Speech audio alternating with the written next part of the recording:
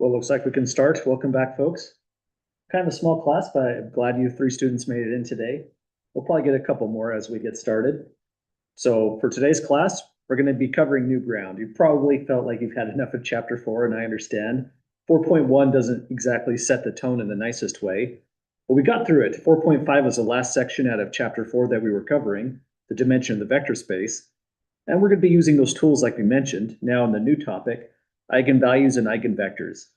We're not covering a lot of sections in chapter 5. We're actually pretty much almost out of weeks for the entire semester, it being week 13. So we're covering sections 5.1, 5.2, 5.3, and then we're going to be moving into chapter 6, covering as much ground as we have with the remaining time, talking about the geometry of vector spaces. But any last questions or comments, folks, before we get started today?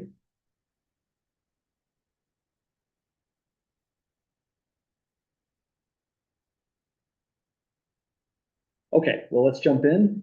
So chapter 5 is going to start pulling together a lot of the tools that we've been developing really since chapter 1. Chapter 2 comes in, chapter 3 definitely comes in, and chapter 4. We're at the right time to actually start defining and discussing eigenvectors and eigenvalues.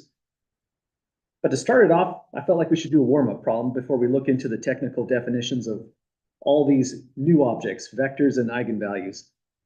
So here's a nice problem from all the way back in, say, section 2 or 1.5 even. We want to discuss the results of doing a matrix times a vector, AU times AV, and see what happens when we work with this specific setup. So just as a fast warm-up problem, let's take A times U. So 4, 1, negative 2, 1 is going to be multiplying 2, 1. When we do this multiplication, we'll get 8 minus 2 for a value of 6, and then 2 plus 1 for a value of 3, and then it's done. This is kind of a weird question because it says, discuss the results of doing this. It's totally open-ended, so it makes a terrible homework problem, an exam problem. But once you get that 6, 3, you might notice this is actually a multiple of the vector we started with, 2, 1. The output to the A times U gives us a linearly dependent vector. We can say factor out a scalar and get 3 times 2, 1. And then that becomes really pretty striking in a way. The vector U shows up out of nowhere. A scalar 3 comes out of nowhere as well. So this becomes equal to 3 times U. Or just for short, AU equals 3U. The result of matrix multiplication with that particular vector U was just rescaling the vector. This doesn't happen all the time, but this is pretty special when you do see this kind of relationship come up. So we'll talk a little bit more about that in just a moment after we do A times V. So just to see what else can happen, let's see if there's any special relationships here. We take A times V, that's 4, 1, negative 2, 1, multiplying the new vector, 1, 2. Result we get this time is going to be 4. Did I copy that in right? Let me just double check my numbers. Yeah, so he'll get 4 minus 4 for a 0, then a 1 plus 2 for a 3, and so the whole result is just a 0, 3. We might wonder if we can redo this trick. Can we relate back A times V into a constant multiplying the original vector V, 1, 2? Well, not with these scalars, 0 and 3. So we can say that this is not equal to a scalar lambda multiplying the vector 1, 2 for any scalar, just a new Greek letter in our repertoire so far, for any lambda in R, making it a scalar. So this relationship doesn't work. We can't put a number here and come back to the original one. We can say try 0 to make the first rows work out, but then 0 times this value would have gotten us a 0 here as well. So something pretty special is going on with this relationship. And if we view it from, say, a geometric aspect, here's what it looks like when we did that first matrix multiplication. If this is the x1, x2 plane, then we can sketch down the vector 2, 1. It's here. So here's a vector u. But now if we're thinking in terms of chapter 4, we can make a subspace out of this vector u. Connect it with a 0 vector. Every subspace of R2 has to contain the 0 vector. And then just span u. Here's the span of u. It's just a line through the origin connecting with the vector u. Here is span of one single vector u, a one-dimensional subspace of R2. And then when we took A times u, the result of A times u got us a vector that was, here's 2 times u, 3 times u, and that's the result of AU. We are just rescaling in this one-dimensional subspace. The vector u wasn't special. Any vector we pick here, including the 0 vector, if we multiply it by A, we stay inside span of u. So we say that this particular subspace, span u, is invariant under the transformation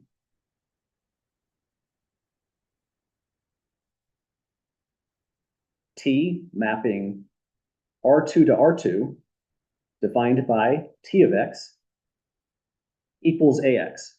So it's an invariant subspace of R2, invariant in the sense that there's closure here. If you multiply by A or take the transformation, T going from R2 to R2, which is still multiplying by A, you're trapped in the subspace for all time. All operations here stay inside here. So that's such a special relationship that's the whole idea behind chapter 5, eigenvalues and eigenvectors. When we say an eigenvector, what we mean is a vector x in Rn such that the most important part is x cannot be the 0 vector whatsoever. So that's something that we'll kind of remind ourselves over and over again because that's a crucial relationship. So if we have the non-zero vector there, the eigenvector will have an eigenvalue pair following the same color coding on the notes, which is a scalar, lambda, often used for half-life, or just the eigenvalue in this context, in R, satisfying this relationship, AX equals lambda x. So putting those two ideas together, that's the whole definition, really, of what we mean by eigenvectors, eigenvalues. With that critical thing, we'll always try to remember, x cannot be the 0 vector here. And you can kind of see why. If it was the 0 vector right here on the left-hand side, then on the right-hand side, you can put in any lambda value and balance out the equation because it's just 0 equals 0. So 0 vector here won't give us anything interesting. The moment it's non-zero and you can actually find a scalar lambda, like in this case, that's when the relationship takes hold. Geometrically, this is essentially what we're doing, building out invariant subspaces of different dimensions. Well, any questions at all, folks, or comments looking at this first take of eigenvectors, eigenvalues? That's supposed to be a letter T if you're wondering.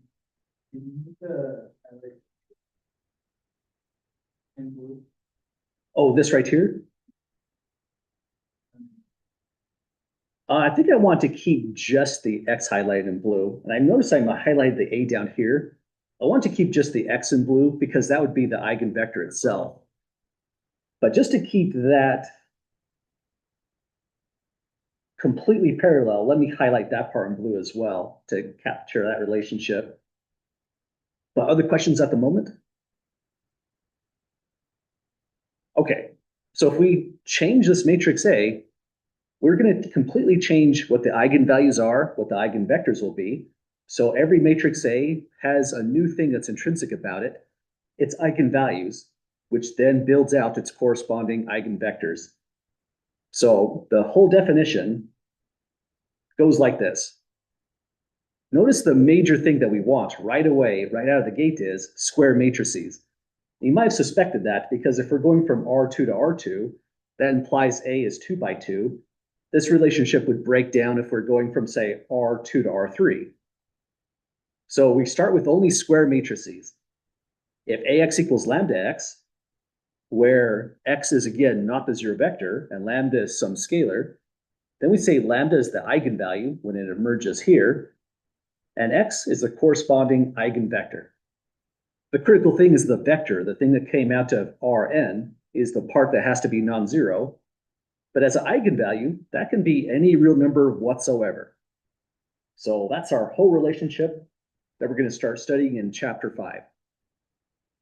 So let me highlight this part as well, just for the sake of connecting the dots. Example 2 is just a computational example as we build towards the results. And kind of the major purpose of section 5.1 is more about the eigenvectors.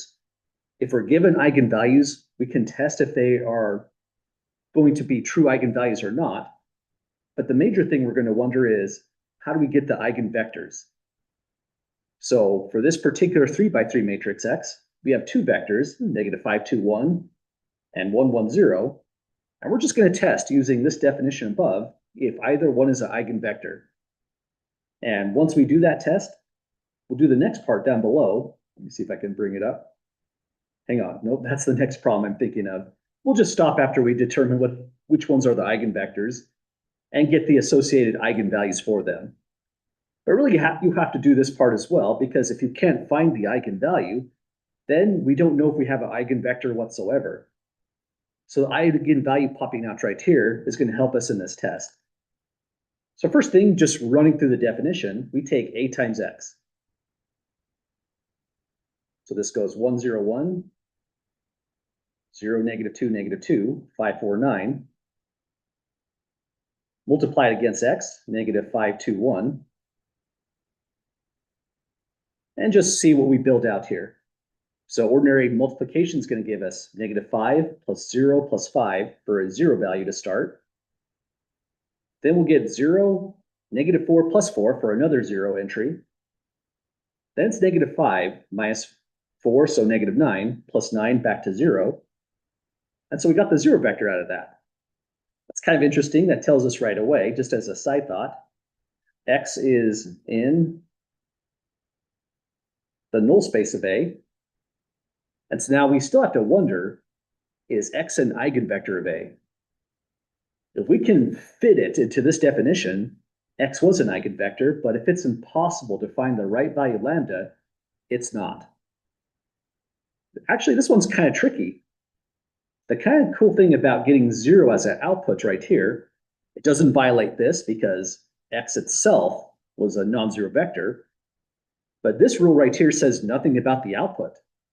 You can get something in a null space of A, and that's just fine. And then you can write out this relationship. You can say that this is a 0 scalar multiplying the original vector X, negative 5, 2, 1. And then suddenly that does fit in the relationship here. We can find a scalar lambda. It can be any real number whatsoever, such that you plug lambda there, and X pops out. So there's the X from where we started. So this is now equal to 0 times X. So that is a little bit weird, but your eigenvalues absolutely can be 0. So this is an important example right out of the gate. It's the eigenvector that's impossible if it's a 0 vector. But the moment we have AX equals a scalar times X again, we get to say this conclusion. Therefore, lambda equals 0 is an eigenvalue, and X is the associated, let's say that differently. Let's say is an associated eigenvector. We have to be careful with the language because eigenvectors are not necessarily unique. If you scale this, say, times 2, well, you're still in the null space whether you scaled it by 2 because it's a subspace. It's closed under scalar multiplication. If we took a couple things in the null space, add them together, they're still eigenvectors. So this is an entire subspace. We're just pulling out one vector, exhibiting it, and saying, yes, that's an eigenvector corresponding to one particular eigenvalue. So these are now paired together, but X is not unique. So putting the right there by the red dot would be awkward. But really, this is what example 2 is all about, just thinking about how does the definition come together. Does that make sense to folks so far?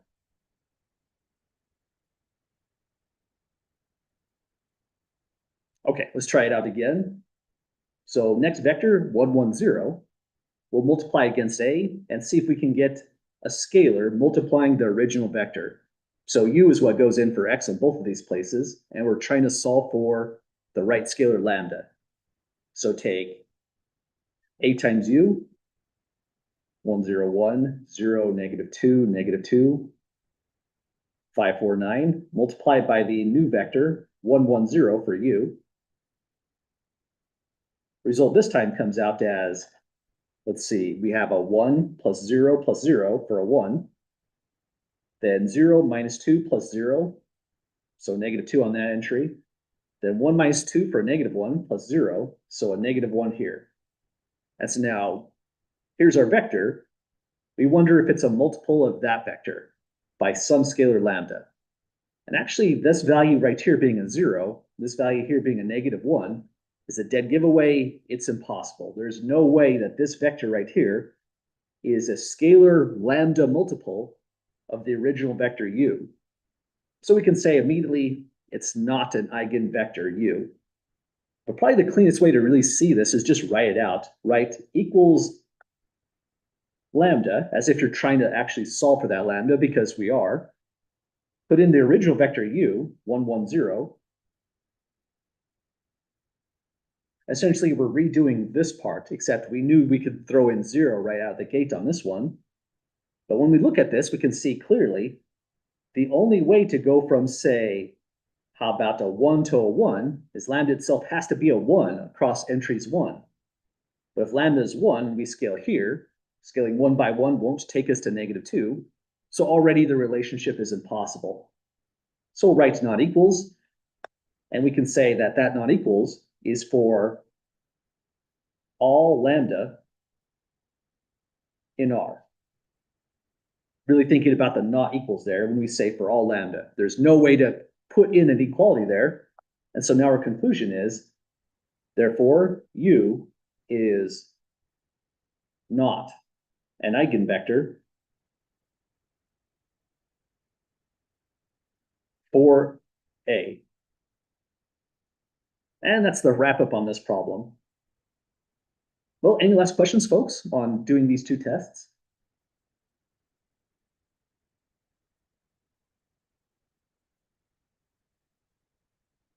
Okay, we'll talk a little bit more about applications once we get past, say, sections 5.2, get into sections 5.3. But the landscape for eigenvectors, eigenvalues, and applications is one of those things that's really rich and dense. It has its ideas in just about anything you can think about mathematics, especially if you're doing higher dimensional spaces. So this is in statistics, calculus, vector calculus, modeling, dynamics, just kind of everywhere in those kind of topics. Unfortunately, we have just 3 sections to talk about it, so I'll try to include some handouts at the end of the chapter just to give you an idea of how and where these kind of things can be used. So our major goal is just getting familiar with the terminology and the machinery so we can compute our eigenvalues, compute our eigenvectors as we come across them. So in order to do that, we're going to need some machinery beyond the definition. And here's the first major result. Lambda is going to be an eigenvalue of some n by n matrix A, if and only if, so this is a logical equivalence. The equation A minus lambda I times x equals 0 has a non-trivial solution. So just for the sake of thinking about the definition again, let's verify this ourselves to see how it goes. So for the if and only if here, just to save on writing time, I'm going to rewrite that as just a shorthand. The biconditional logical statement, just a shorthand for saying if and only if. It means if one side is true and so is the other side. And just as a reminder with these if and only if statements, that's what this is all about. A is an invertible matrix if and only if A is row equivalent to the n by n identity matrix and so on. This is just a whole bunch of if and only ifs all at once. So let's start off with the assumption on the left. Lambda is an eigenvalue of A, and we can say if and only if AX equals lambda X. So we're just thinking of the original definition. This is what it means to have an eigenvalue. AX actually equals lambda X. We have to put in one important condition when we make that statement, where X cannot ever be equal to the zero vector in Rn. So that's our major assumption that we have to make. Shouldn't highlight that in yellow. We already have highlighting going on. So if AX equals lambda X, where X is not the zero vector, this is just an ordinary matrix equation, really, because we can put in right here where there's a lambda X. Lambda X is the same as lambda times an n by n identity matrix times X. I'll just write this as I with the understanding and context. It has to be n by n. So an identity matrix times X gives back X. And so you can just bump this up to a full-on matrix equation. So this is now true if and only if AX equals lambda times IX. We can subtract lambda IX from both sides of the equation. AX minus lambda IX is now set equal to the zero vector. And the reason we get to use this biconditional arrow is because if this is true, so is the equation above. We can reverse our logic. The truth of this equation means the one below is also true. And the original if and only if was really just by the definition. That's the definition of an eigenvalue in the very first place. So every one of these steps is now reversible. And now we can do a factoring right here. X can factor out in this arrangement and say that equation is true if and only if A minus lambda I times X equals a zero vector. So here is the non-zero vector X. Here's the eigenvalue lambda. But when we said X is not equal to the zero vector, that means, well, this has a non-trivial solution. X, the eigenvector itself, is that non-trivial solution. So here, we just connect the dots with that statement here. This holds if and only if this new matrix, A minus lambda I. This is a key matrix that we're interested in the landscape of eigenvalues and eigenvectors. It has a non-trivial solution. And we know what it is. It's the original eigenvector that we stated. It being non-zero, that statement there, is what's giving the non-trivial solution. So that's the idea behind this theorem. It's kind of a nice theorem, but this can be paired with something extra through the invertible matrix theorem. But first, any questions on thinking through the logic on this so far?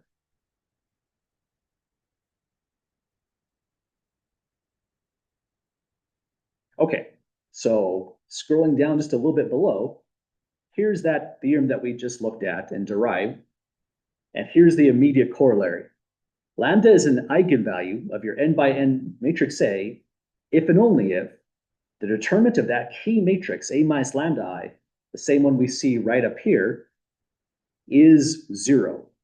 The way we get that is using this statement has a non-trivial solution. Sorry for the random scrolling. This is a fine spot to park it.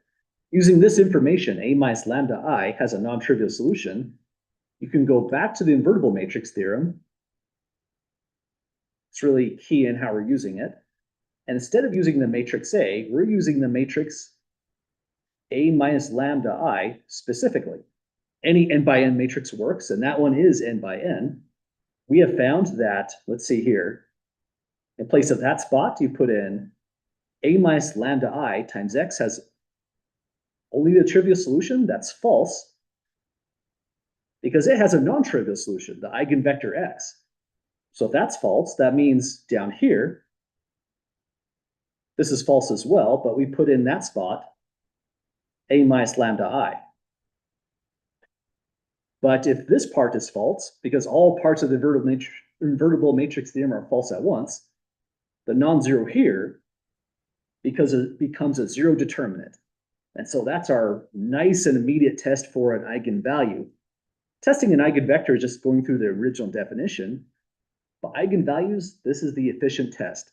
The determinant has to be identically zero, and when it is, you've got a bona fide eigenvalue.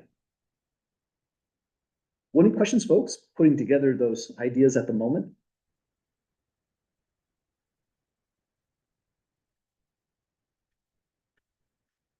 Okay, it's kind of a fun part of the class because, again, we're just bringing a whole bunch of ideas together. Each new definition that we come across is really just something that can connect with the old ideas. In fact, this corollary tells us, well, the invertible matrix theorem is likely going to grow once we get more information about eigenvalues and eigenvectors. And I'll be posting the update soon on our next set of notes. So the big takeaway is that's our major tool right here. If you have some random matrix of any size, compute the determinant, and zero is going to tell you you have an eigenvalue. So let's practice it right away. This is the one I was thinking about earlier that had multiple parts. First, we'll test for eigenvalues. And for the ones that really are eigenvalues in part B, we'll find the associated eigenvectors. Well, there's multiple ways to test for eigenvalue, but this is a nice way to do it because we're going to build on this equation and this idea when we're in the next section to actually compute the eigenvalues from scratch. You might be wondering who came up with lambda equals -2. It just seems to have come out of the ether and we're seeing if it's an eigenvalue or not. Who came up with 3? For the next section, we'll use this idea to actually come up with those eigenvalues ourselves. It'll be something called the characteristic equation that we build out of that statement there. So using that as a tool and as a major concept, here's what we should do on this problem. If this is our matrix A and this is our first eigenvalue, we take determinant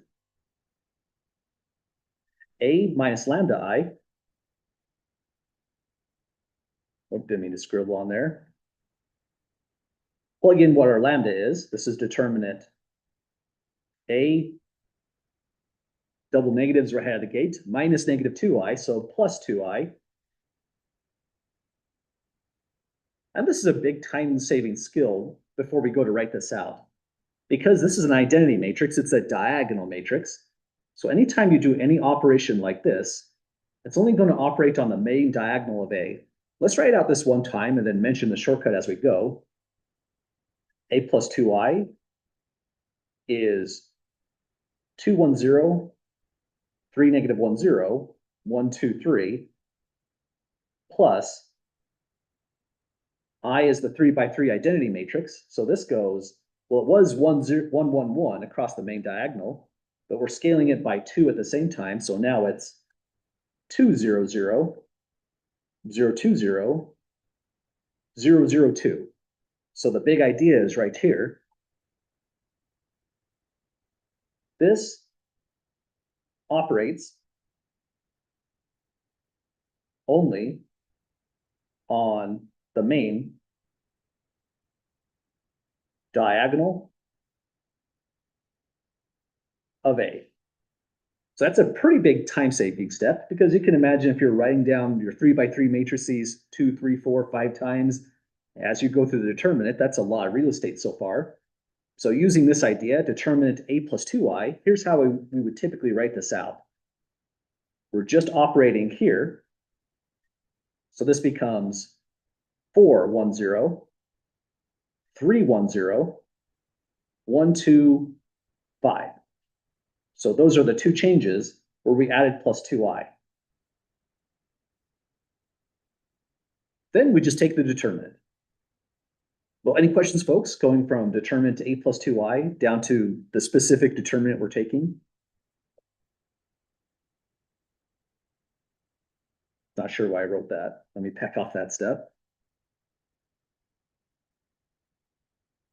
Okay, well, it's a fast determinant, right? You can do a cofactor expansion going across row 3. But just keep in mind there's a sign chart. If we go across row 3, we'll be using signs positive, negative, positive, negative, positive, so 5i in this case. Good to be careful though. So here's 5, multiplying a smaller determinant, delete row 3, column 3, and now it's 4, 1, 3, 1. So this becomes 5 times 4 minus 3, giving us a value of 5, which is non-zero. That tells us from this corollary right up here, lambda equals 2 is not an eigenvalue. So we can make a conclusion, because of the non-zero, lambda equals -2 is not an eigenvalue. Well, we did, folks. That was a pretty fast test once we just get it down on paper and compute it out. Any questions on getting to this conclusion here?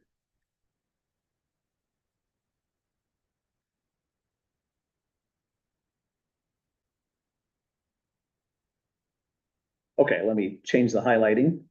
So -2 is no fun, not an eigenvalue. Let's try lambda equals 3. So new test, take determinant. And let me actually just write here in the notes, just for clarity, which one we're testing. This one was lambda equals -2, and then we found out it's not an eigenvalue. Now we're working lambda equals 3. I think that's good to put on notes, which one you're doing. So a minus 3 times I this time. So we're doing this part of the determinant. Minus 3 times I is just saying take -3 on the Meg diagonal. So if we did that operation, we'll get -1, 1, 0, 3, -4, 0, 1, 2, 0.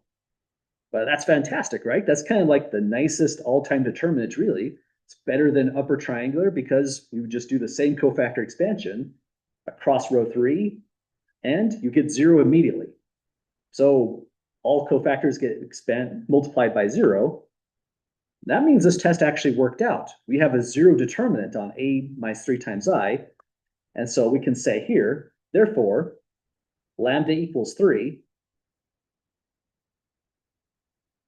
is an eigenvalue of A. That means it's got to have corresponding eigenvectors. And that's what we're going to start hunting for on the next problem. So that's really just the rundown on the first part A, determining if we have an eigenvalue or not. We'll reuse a skill here to actually compute our eigenvalues in the next section. But any last questions, folks, with getting through part A?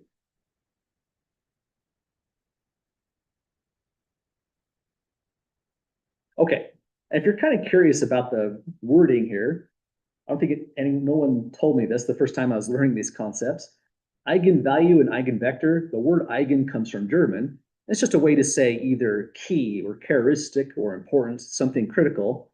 And so these are like saying the key elements of A, something intrinsic, something characteristic about A is that particular scalar 3. So a lot of these things come from the German language, and that's where eigen is coming from. So it might remind you of stuff like echelon form, I believe, stuff like that as well. So let's state an associated eigenvector for the associated scalars that were eigenvalues. There's just 1, 3. To get the eigenvector, we go back to the major theorem. The eigenvector is going to be that vector x. There's going to be non-trivial solutions guaranteed by that theorem for that particular eigenvalue. And so any non-trivial solution is in fact the eigenvector. Let's just say that here. The non-trivial solutions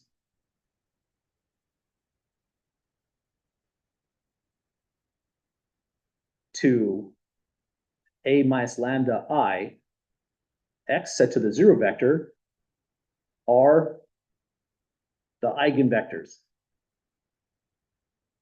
We can say the this time because we're omitting their plural. There's not a singular one. So let's get those eigenvectors.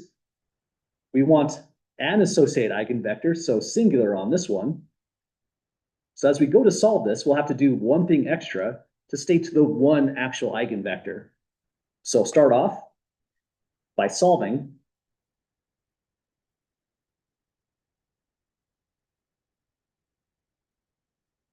a minus lambda I times x equals a zero vector. We're solving this where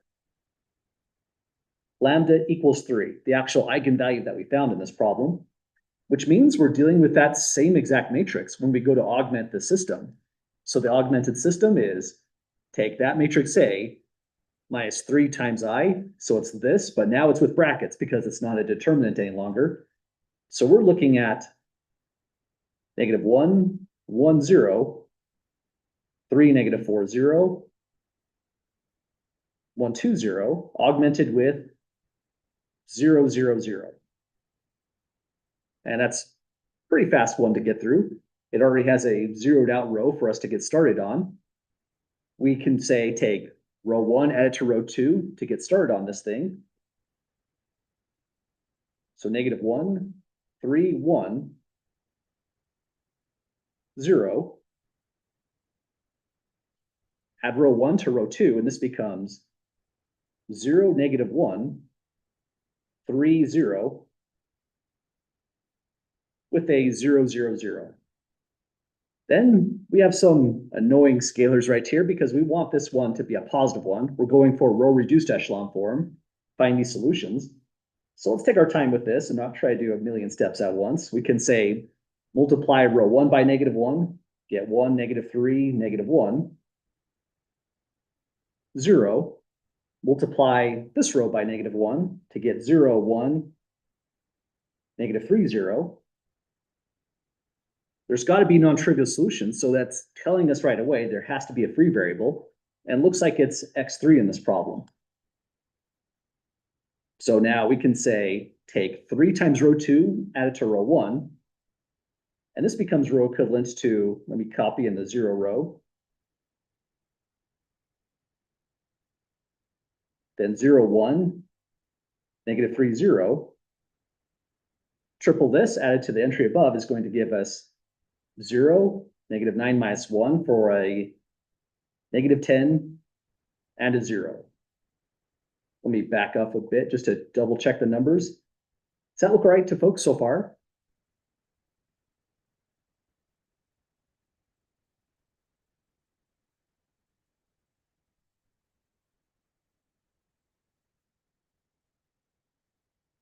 Okay, well, with what we've resulted in, this is in row reduced echelon form. So we can find all solutions to this if we'd like. The solutions to this is just going to be a null space, really. But for looking for the eigenvector, we're looking for the non-trivial solution, a non-trivial solution to this particular matrix equation. So let's rewrite this as x1, x2, x3. This implies x1 equals 10x3. Then next, x2 equals 3x3. x3 is the free variable here, so x3 equals 1 times x3. And that means we have a solution to this.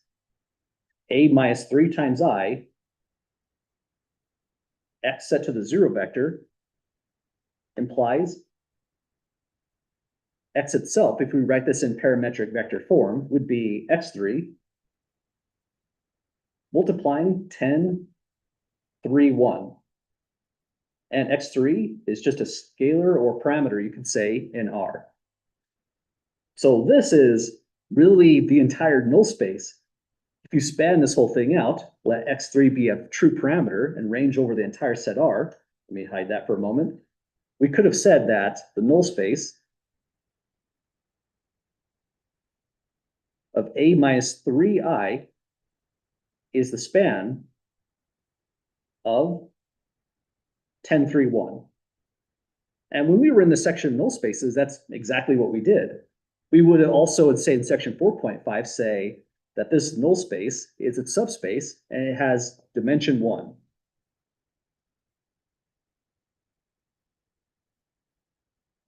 Because if we take off the word span, this became an entire basis. But over here, what we're doing is slightly different. We just want one vector to go along with lambda equals 3. So here, we do the thing that sometimes is uncomfortable in a mathematics class. You have to make a choice.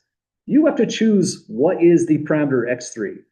Only stipulation is you can't pick 0, because if x3 is 0, you get the entire zero vector out, and we didn't want that one. That's the non-eigenvector. The logical thing is just to pick x3 as 1. I think most everyone would do that. If you were feeling creative, you could pick x3 as pi or something weird like that.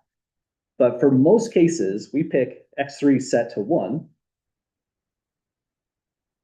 And now we can conclude by saying an associated eigenvector is x equals 10, 3, 1. Eigenvectors get paired off, so we say corresponding to or associated to the particular eigenvalue. A has other eigenvalues, and if you change the eigenvalue, this would not be its eigenvector any longer. So we say corresponding to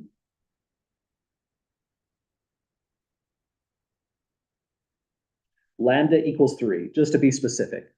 Or sometimes we just say x and lambda are an eigenpair, since they are now coupled together in that sense. So every non-zero entry in this span is also an eigenvector, but we have a pair altogether. So it's a lot of interesting looking mathematics. The fun thing is this is all stuff we've done before. We're really just coming up with a null space, which means we're doing parametric vector form, just like all the way back in section 1.5. I spot a typo. The letter E goes there. So row reduction, getting down to this step right here, tells us essentially all we did to get the eigenvector is grab the constant vector. Any last questions at all, folks, before we go to the next concept, try this all out again?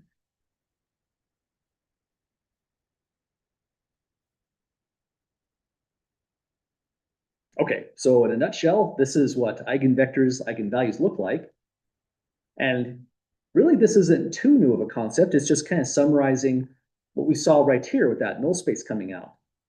So we start with the n by n matrix. That means the concept of eigenvalues, eigenvectors makes sense. The set of all solutions to a minus lambda I x equals 0, well, that's just a null space. It's the subspace null a minus lambda I of Rn. It's called the eigenspace corresponding to that eigenvalue lambda. Eigenspace contains the zero vector, and we know it has to by chapter 4. It's a subspace, which means it's also a vector space, which means it has to contain a zero vector. And everything else are the eigenvectors as well, like we've been mentioning on our last example. So that's the new concept. Essentially what it tells us is, if we take another look at, say, section 4.2, this entire problem was really kind of like a warm-up getting to eigenvectors. We had a random matrix A, we tested if X is a null A, but the bigger thing was, well, we can't get eigenvalues, eigenvectors out of this because it's non-square, but actually solving for this null space, getting down to this step, coming down to a parametric vector form, this is the same exact skill. Only difference is we're doing it with square matrices now, instead of kind of wonky ones like this 2x5 matrix that we did here. So null space comes back as a concept, and that's what we're going to check out on this problem A. We have another random 3x3 matrix. Lambda is 1, is an eigenvalue. We're going to check that out. So that's what verify means, really show it's true. Then we'll find the basis for the corresponding eigenspace right after. So let's give this one a try. First, for lambda equals 1, the test to show it really is an eigenvalue is rapid. We take determinant a minus lambda I. In place of lambda, we're just going to plug in a 1. So this is determinant a minus 1 times the 3x3 identity matrix, which means we're just subtracting 1 on those 3 entries specifically.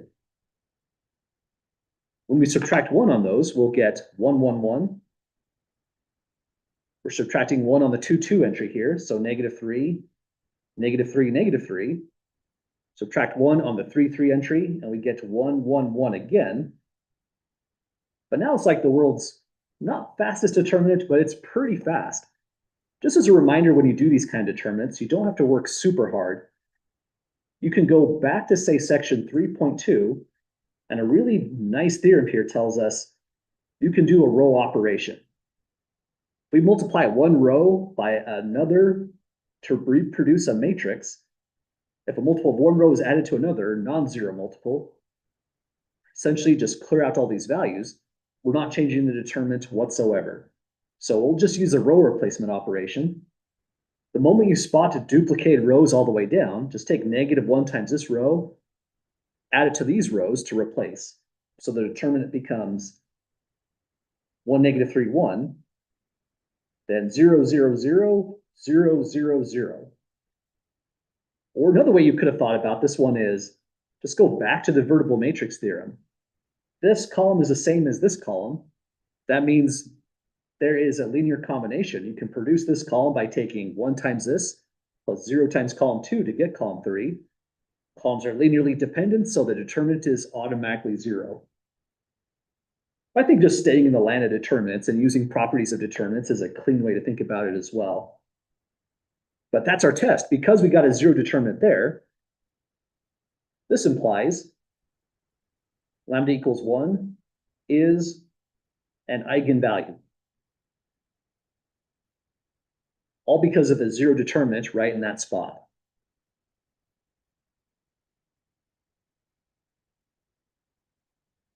Well, if it's an eigenvalue, then A minus lambda I has non-trivial solutions. That means its null space doesn't have dimension 1. It's of dimension higher, doesn't have dimension 0. It's of dimension higher than 1. And we want to find the basis for that particular null space.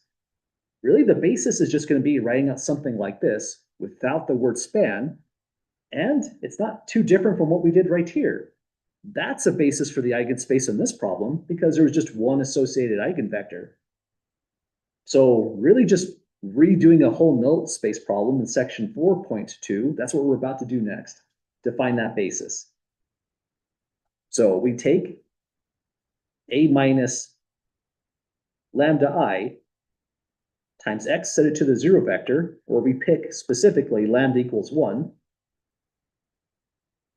and just go immediately down to the augmented matrix.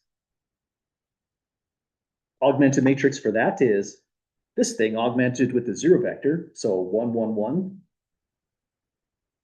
-3, -3, -3, 1, 1, 1, augmented with the 0 vector. And one nice thing about eigenvalues is when you really have an eigenvalue, the row operations here are usually very, very immediate. In fact, we've done them once already when we did properties of determinants here. Same row operations are going to give us 1, -3, 1, 0. And then everything else is just zeroed out immediately. There's something new in this problem. The last problem had just one free variable, but this time both x2, x3 are free in this problem. 2 free variables tells us something new as well. There are 2 free variables, going back to section 4.5, the dimension of the null space will be 2. That means when we go to get to the basis of that null space, we're expecting 2 linearly independent eigenvectors. So that's our next steps, just to write this out. But really, we're just reusing old skills, throwing in new definitions of terminology on top of them. We're just finding the parametric vector form for this particular homogeneous system of equations. So we get x1 from row 1 is just a statement when we solve that 3x2 minus 1 times x3 is x1. This is free, so we can write out x2 equals x2. I've gotten a habit lately of writing 1 times x2 just to really show the scalar that we're going to be plugging in to get one of the vectors. And then x3 equals 1 times x3. So this is the solution set, but written out as a system of equations. In parametric vector form, we can now say x equals x2. Here are the scalars corresponding to x2. 3, 1, and then 0. You could put in a 0 x2 here if you like, plus x3. x3 scalars go -1, 0, 1. Such that x2, x3 are in R. And at this stage, just connect the dots of what we would have done in the past. You might write down this concept. I'm going to put in orange just as a way to say it's not the major feature of the problem if we're looking for the basis, but it is true just as a quick remark. The eigenspace is null A minus 1 times I, which is the span of 3, 1, 0, negative 1, 0, 1. So if homework instructions say write down the actual eigenspace, the eigenspace is the null space itself. So we have to write down the span specifically. If we're writing down the basis has to be linearly independent, and putting span in front of it won't let it be linearly independent. So the conclusion to this whole problem is finally, therefore, the basis for the eigenspace, and we have to connect this with the particular eigenvalue because change the eigenvalue and you've changed the eigenspace. So I'll say here, for lambda equals 1 is, as a basis, no span in front, so just 3, 1, 0. And these are also the corresponding eigenvectors, negative 1, 0, 1. So we've got it, folks. For the eigenvalue, lambda equals 1, we found a lot. We found corresponding eigenvectors, and they also formed the basis. So these are eigenvectors next.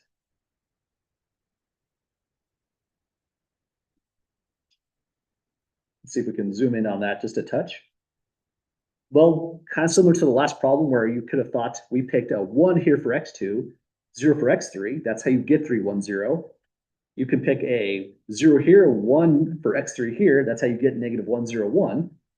The other thoughts to mention here is we've harped on this a lot. The whole process of, let's see if we put it in the 4.3 notes, 4.2 notes. Maybe not, kind of getting foggy where we made that comment. But the big comment about all of this is the process of solving the homogeneous system right here, writing it down as a span or not. This is a span in this form, whether we set it specifically, but extracting the constant vectors down there, this whole process only ever gives you linearly independent vectors. So another reason this forms a basis is these are guaranteed to be independent, and spanning them also gives you the null space. Well, we did it, folks. That's the conclusion to the 5th example. Any last questions or comments before we look into some additional tools with these ideas?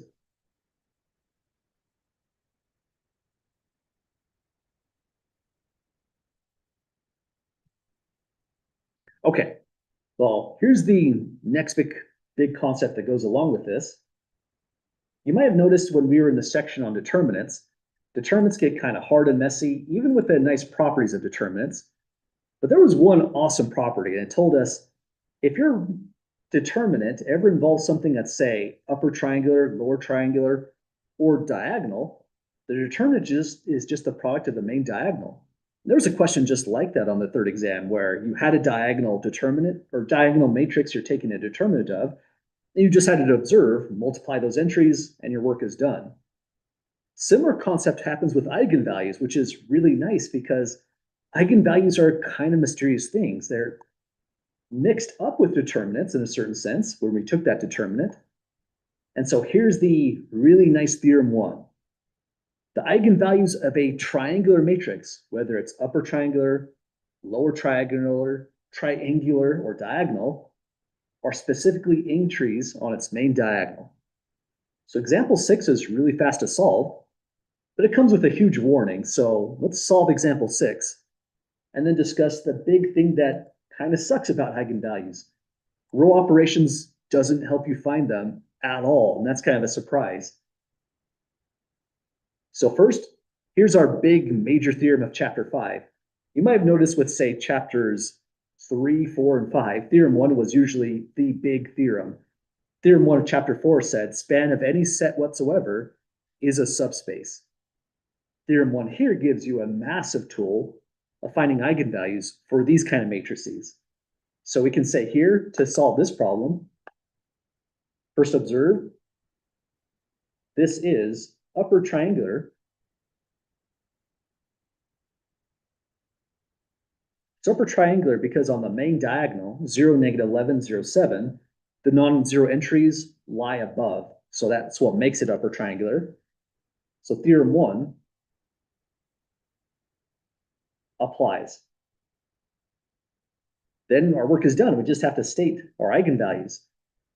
There's three kinds. Lambda 1 is 0. It manifests on that entry and that entry. The next eigenvalue is lambda 2 equals negative 11, appears just once. And lambda 3 is positive 7, appears down here. That's kind of interesting in a certain sense. The matrix A is 4 by 4, but there's only 3 eigenvalues. We wonder if we get a basis for all 3 sets here, just like we got that basis, would we collect a linearly independent sets of 4 eigenvectors? Not always. That's kind of interesting. We might get less than 3 linearly independent eigenvectors when we go to write out all these bases like these and collect them together.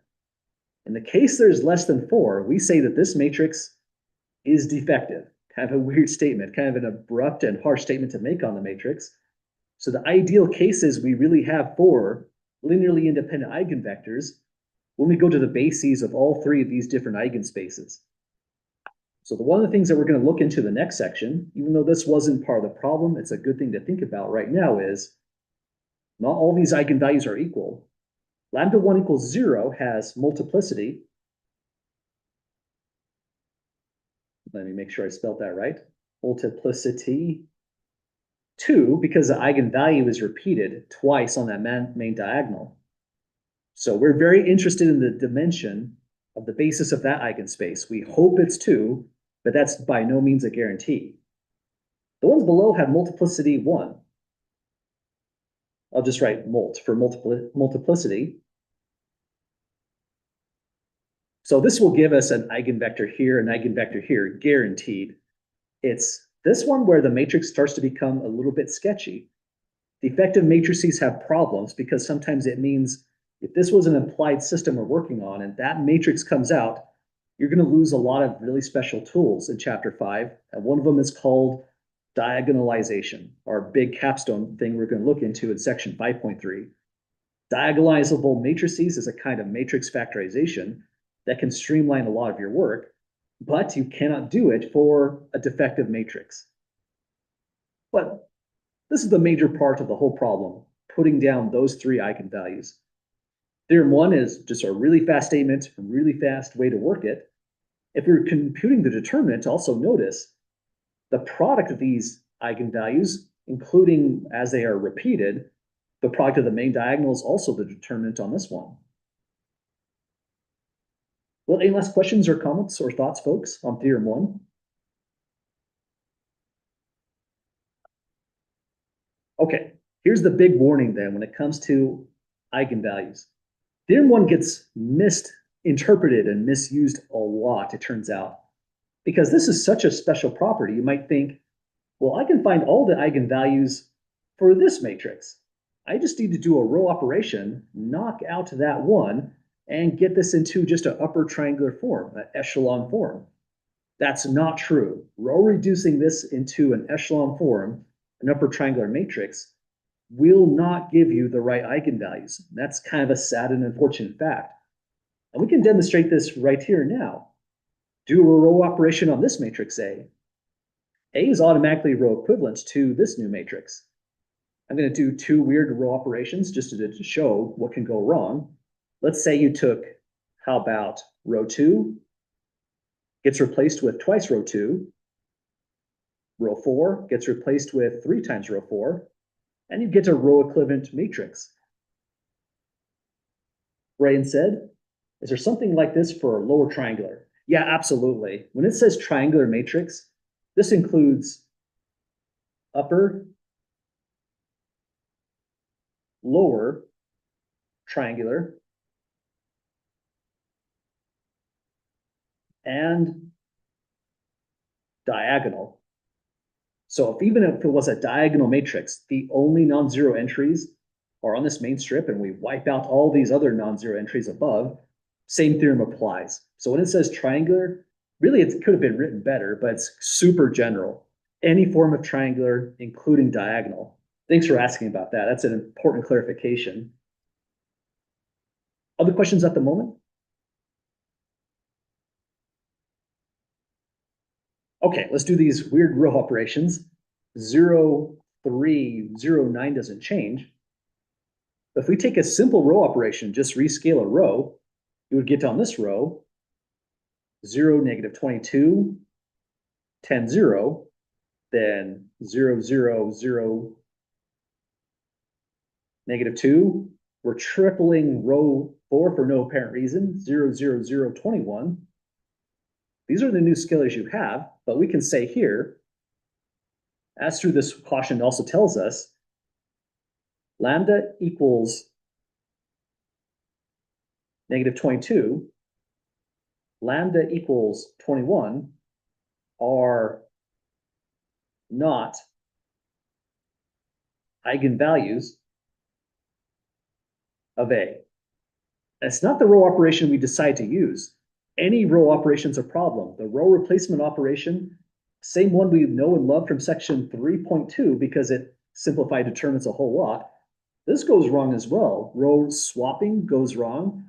Anything you do here to your original matrix A is more likely than not going to change your determinant, and that's a pretty big shock. So this is one of those very first concepts in linear algebra where row operation is of zero help to us, it turns out. We have to take the matrices as they are, find their determinants from scratch. And that's what makes section 5.2 a pretty tricky section, finding those eigenvalues, because we've lost like our course's biggest, most used and abused tool of row operations. Well, that's a wrap up of this last theorem 1 here. The rest of the notes is just a couple theorems that we've been kind of hinting at. We're going to revisit as we go through section 5.2, in particular 5.3, and just a couple bonus problems for the little bit of time that we do have left. So here's no, I was wrong. I was thinking we were here. There's one more concept we're going to take a look into. Then if time permits, we'll take a look into these further concepts below. I lost my place. I forgot there's one other big thing we've got here. So chapter 5, section 1 has a lot of drama. Row operations suddenly have very little value to us. That's kind of shocking and amazing.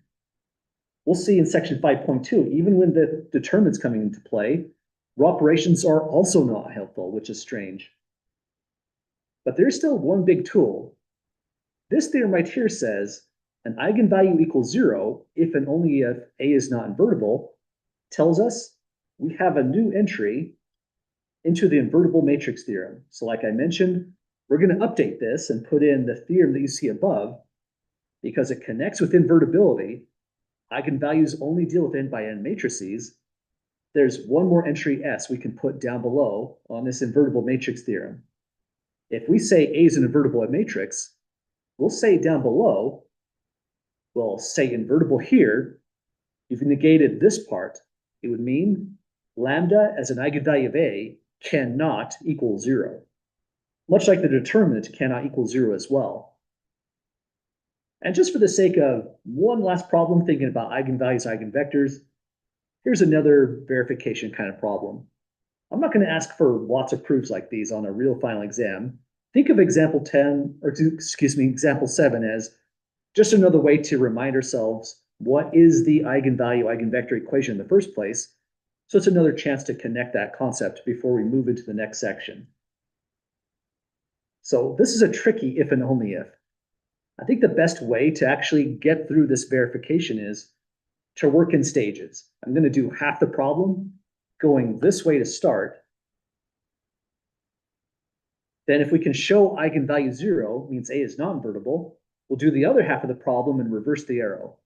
If we can work both sides independently, connect at both conclusions independently, we establish the if and only if in the middle. So let's start by just making this one statement. Assume lambda equals 0 is an eigen value of A. So we're going left to right. Our goal is to show A is not invertible. If we have an eigenvalue of A, then what can we say? Let's see here. Lambda equals 0 is an eigenvalue of A. Well, that would just mean A times X equals lambda X for some X in Rn. So we're thinking of the eigenvector when we write down that X. I didn't complete this line. There's something missing here on this statement. Well, I should say then, just to make it flow, but there's still something big, major here. So let's leave it blank and we'll see what we should say right after we made this statement. AX equals lambda X for some X in Rn. One key thought is still missing.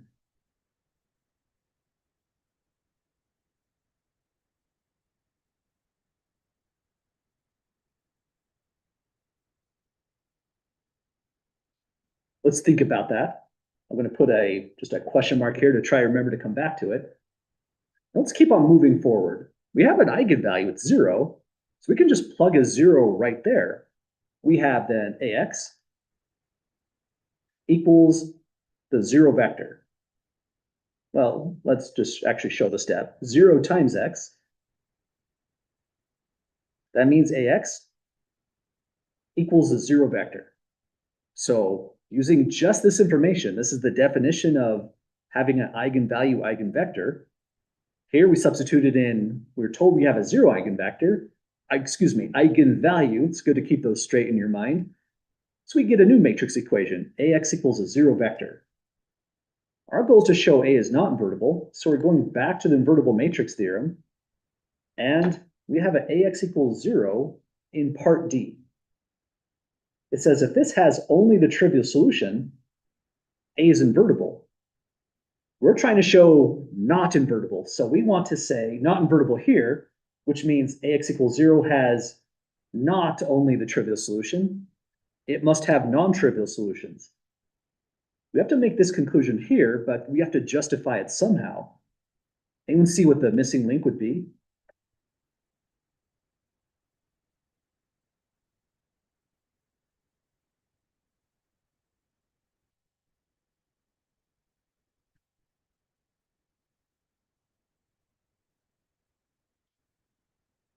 This is that one thing that's kind of easy to miss on this one equation. Going back up to here, and if it's on the tip of your mind, good on you. It's basically that right there. The only thing that really qualifies as an eigenvector, the moment you write it down in this format, you're saying eigenvector, but only if you also stipulated X couldn't be the 0 vector in the very first place. So if we bake that into our verification, we're basically home free. We will say down below right here, where, let's try to make that statement pop. So AX equals lambda X, where X is an Rn, and X cannot be the 0 vector. That means down below on this homogeneous system of equations, AX equals 0, this has, that was supposed to be a comma, has the non-trivial solution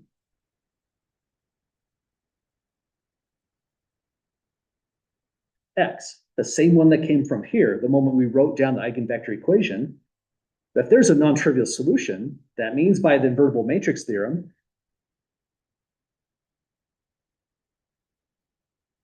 A inverse does not exist. And so again, this is telling us that this whole concept, lambda being 0, becomes a new entry into the invertible matrix theorem itself. And that's the forward direction. 0 eigenvalue gives you a non-trivial solution here. A is not invertible at that stage.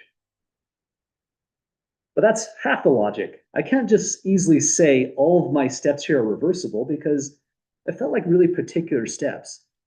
We tried to make that justification before, but that was when we were just manipulating an equation. And it's a lot easier to see. We have to be able to unwind this and double check that the logic really reverses. So on our next pass through, let's say, assume A inverse does not exist. But notice that's just this line. A inverse does not exist takes you here. This means AX equals a zero vector has a non-trivial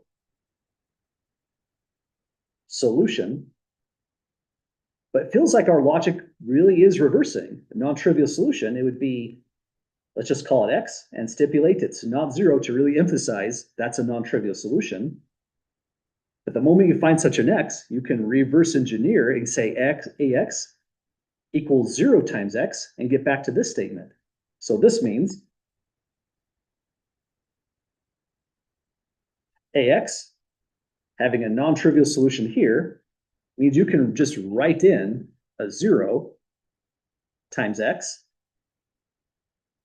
where we had the zero vector. There's a non-trivial solution, but we're back up to this statement. That's what it means to have an eigenvalue in the very first place. X is non-zero, the eigenvalue is 0 right here, which implies lambda equals 0 is an eigenvalue of A. And so that's the reverse direction. Really, it was just kind of going backwards through all of this logic right here. But it wasn't simply manipulating an equation except for a couple of the steps right here. So it's a good one to just really see in both directions and see if we can convince ourselves those steps reverse in the same exact way. But we did it, folks. That's the verification. It tells us this is going to be our new entry in the next to be updated invertible matrix theorem. Well, there's more content down below, but that was the bonus information if we had time today. I think this is probably a good stopping point for us. We did some computational work. The definition for eigenvalue essentially right here on this entire line is fast, but it has a lot going on for it. It's pretty abstract. We wrap it into a determinant. We bring in null spaces and bases all at the same time. So even though this is one major new thing, there's lots going on in section 5.1. We'll pair this up with new information 5.2 on Thursday, where the whole goal of 5.2 is find those eigenvalues lambda, come up with a method and a process, see how it all works. Well, any last questions at all, folks, before we call it a night? Well, not quite night. It's still kind of early in the afternoon. Well, have a great time, folks. When we come back on Thursday, we'll just be in section 5.2 next. Have a good one.